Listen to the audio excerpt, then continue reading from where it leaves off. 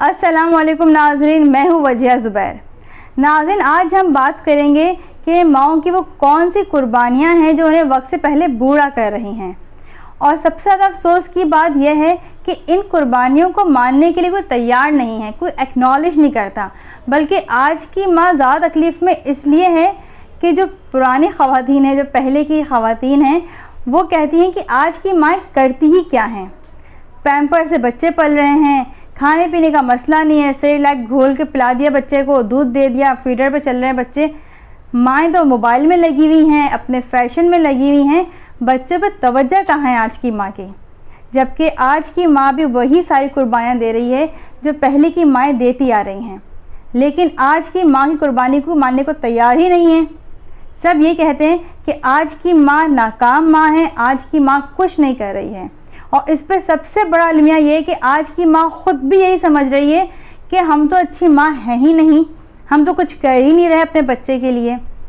तो आज हम बात करेंगे कि कौन सी कुर्बानियाँ आप दे रही हैं जिनका आपको ख़ुद भी अंदाज़ा नहीं है, और वो कुर्बानियाँ आपको वक्त से पहले बूढ़ा भी कर रही हैं। तो पहली कुर्बानी आप देती हैं अपने जिस्म की, किस तरह अपनी खूबसूरती की, अपनी सेहत की, बच्चों की खातिर। बच्चों की पैदाइश के बाद किस तरह माँओं का वेट बढ़ने लगता है, वो ढलने लगती हैं, उनके पास अपने लिए वक्त नहीं होता, अपनी सेहत का ख्याल रखने के लिए टाइम नहीं होता है। बहुत सारी बीमारियां बच्चों की पैदाइश के बाद उन्हें लग जाती हैं। जैसे मेरी बहन है, उसके यहाँ बेटी हुई, जब बेटी हुई तो हम बड़ा खुश थे कि माशाल्लाह से बेटी हुई है, लेकिन उसके साथ साथ प्रॉब्लम क्या हुआ कि उसका बीपी कंट्रोल में नहीं आ रहा था। डॉक्टर्स बहुत परेशान थे कि अगर इनका बीपी कंट्रोल में नहीं हुआ तो मामला बिगड़ सकता है। तो आप सोचें कि एक माँ क्या कुछ करती है बच्चे के खातिर, अपनी सेहत की, अपनी जान तक की कुर्बानी दे देती है। तो ये कोई छोटी कुर्बानी नहीं है जो माँ दे रही होती है। बच्चा बीमार पड़ जाता है तो माएँ परेशान होती हैं बच्चे के खातिर, लेकिन ख़ुद अगर बीमार होती हैं तो उन्हें अपनी बीमारी की इतनी परवाह नहीं होती है। घर में जो मेडिसिन रखी होती हैं उन्हीं को खा पी के वो ठीक भी हो जाती हैं, लेकिन बच्चों के खातिर वो हॉस्पिटल भी जा रही होती हैं, डॉक्टर्स को भी दिखा रही होती हैं। अपनी सेहत को पीछे करके बच्चों को आगे रखती है माँ। दूसरी जो कुर्बानी माँ देती है वो देती है अपनी नींद की कुर्बानी। नींद की कुर्बानी कोई छोटी कुर्बानी नहीं है। मुझे याद है अली बहुत छोटा सा था और अली की एक हल्की सी आवाज़ पर फ़ौन उठ जाती थी तो ज़ुबैर बड़े हैरान हुए, मुझसे कहने लगे कि बाहर कोई चीज़ ज़ोर से गिर जाए या किसी भी किस्म की आवाज़ आए, तुम्हारी आँख नहीं खुलती तो इतनी गहरी नींद सो रही होती हो, लेकिन जहाँ अली ने ज़रा सी चूं की तो वहाँ फ़ौन उठ जाती हो। क्यों? माँ की सारी तवज्जो बच्चे की नींद पर होती है, कब उसका बच्चा जाग रहा है, कब उसका बच्चा परेशान हो रहा है। माँ का डायरेक्ट ताल्लुक़ बच्चे से होता है। बच्चा कब जाग रहा है, कब परेशान हो रहा है, माँ को उसके एक एक लम्हे का पता होता है। और नींद की कुर्बानी देना कोई छोटी बात नहीं, नींद की कुर्बानी दे देना। मेरे पास कितनी ख़वातीन का फ़ोन आता है जो परेशान होती हैं कि उन्हें गुस्सा बहुत ज़्यादा आ रहा है, बहुत चिड़चिड़ी हो रही हैं, उनसे काम सही से नहीं हो रहे हैं। तो मैं उनसे एक ही सवाल करती हूँ कि क्या आपकी नींद पूरी होती है? वो कहती है नींद तो हमारी पूरी होती नहीं है, बच्चे छोटे हैं, नींद कैसे पूरी करें। तो देखिए, नींद पूरी ना होने की वजह से कितने स्ट्रेस से गुजर रही हैं। याददाश्त को नुकसान पहुंचता है, आप चीज़ें रख के भूल जाते हैं, काम भूल जाते हैं, सिर्फ नींद पूरी ना होने की वजह से। तो नींद की कुर्बानी कोई छोटी कुर्बानी नहीं है जो मेरे ख्याल में तमाम माएँ देती हैं। तीसरी कुर्बानी माँ देती है वक्त की। बच्चों के बाद माँ का वक्त माँ का नहीं रहता है। जब माँ के खाने का वक्त माँ का नहीं होता है तो मी टाइम की जो हम बात करते हैं वो कैसे हो सकता है। माएँ सारा टाइम बच्चों को दे रही होती हैं, बच्चों की चीज़ें सेट करनी है, बच्चों को देखना है, बच्चों को सुलाना है, बच्चों को खिलाना है, इसी काम में दिन रात लगी रहती हैं। आपने देखा होगा कि अगर मर्द हजरात को प्रोग्राम बनाते हैं, कोई गेट टुगेदर रखते हैं तो बड़े आराम से उनके प्रोग्राम्स बन जाते हैं, चाहे वो स्कूल के दोस्तों के साथ बना रहे हों, यूनिवर्सिटी के दोस्तों के साथ बना रहे हों या ऑफिस के कोलीग्स के साथ बना रहे हों। लेकिन ख़वातीन के लिए ये काम करना बड़ा मुश्किल होता है।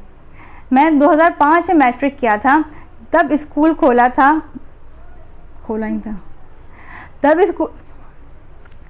स्कूल छोड़ा था और पिछले साल जाके हमारी गेट टुगेदर हुई है। इतने सालों से हम प्लानिंग कर रहे थे, हाँ मिलेंगे, लेकिन किसी ना किसी वजह से मिल ही नहीं पाते थे।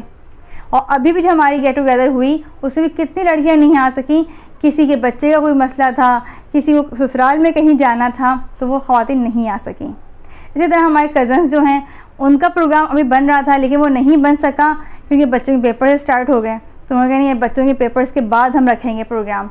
देखिए, बच्चों की वजह से माएँ वक्त की किस तरह कुर्बानी दे रही होती हैं। उनका अपना वक्त बिल्कुल भी नहीं होता है, सारा वक्त उनका बच्चों के लिए होता है।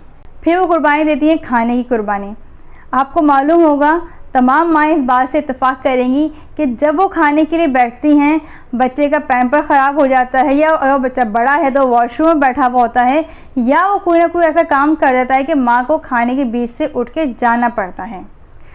मुझे अपनी आदत का मालूम है कि अगर मैं खाने के बीच से उठ जाती हूँ तो दोबारा आके जब मैं खाना शुरू करती हूँ तो वो बात नहीं रहती है और बहुत जल्दी मेरा पेट भर जाता है, यानी मैं पेट भर के खाना नहीं खा पाती हूँ अगर मैं खाने के दौरान बार बार उठूँ। तो इस तरह कितनी माएँ होंगी जो प्रॉपर खाना नहीं खा पाती होंगी सिर्फ इस वजह से कि उन्हें खाने के बीच से बार बार उठना पड़ता है।